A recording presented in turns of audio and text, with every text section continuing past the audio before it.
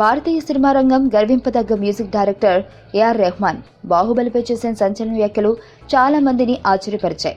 మణిరత్నం దర్శకత్వంలో రెహమాన్ సంగీతాన్ని అందించిన చెలియా ఆడియో వేడుక కోసం హైదరాబాద్ వచ్చిన రెహమాన్ ఈ కామెంట్స్ చేశారు. ఇదే సందర్భంలో రెహమాన్ మాట్లాడుతూ తెలుగు సినిమా ఎదుగుదలను చూస్తే తనకు గర్వంగా ఉందంటూ బాహుబలిని ఆకాశానికి ఎత్తేశాడు. తన సినిమాలు తమిళం నుంచి తెలుగులోకి అనువాదమైనప్పుడు తెలుగు పాటలే బాగున్నాయని అందరూ కామెంట్ చేస్తున్నప్పుడు తెలుగు భాష తీయదనం తనకు అర్థమైందంటూ కామెంట్స్ చేశాడు రెహమాన్.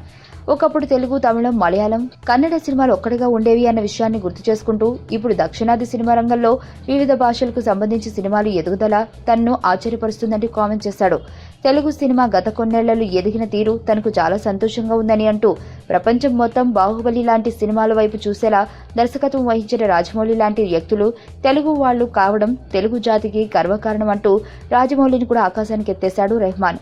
ఇదే సందర్భంలో ఈ మ్యూజిక్ డైరెక్టర్ మాట్లాడుతూ ఏడాదికి బాహుబలి లాంటి సినిమాలు 4 రావాలంటూ తన కోరికను వ్యక్తపరిచాడు.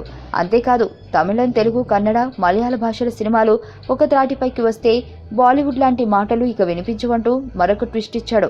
కీరవాణి సినిమాల నుంచి రిటైర్ అయిన తరువాత రాజమౌళి రెహమాన్ చేత తన సినిమాలకు మ్యూజిక్ కంపోజ్ చేయిస్తాడు అని గతంలో వార్తలు వచ్చిన నేపథ్యంలో రెహమాన్ ఈ విధంగా స్పందించాడనుకోవాలి.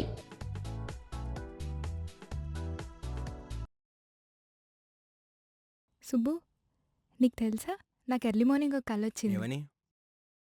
నువ్వు నన్ను జ్యువెలరీ షాప్కి తీసుకెళ్ళి వడ్డానం కొనిచ్చావంట. ఏ టైంకి? గుర్తులేదు సుబ్బు, 5 అనుకుంటా. అదే మరి 5కి మీ బాబొచ్చి బిల్లు కట్టినట్టు నాకు కాల్ వచ్చింది.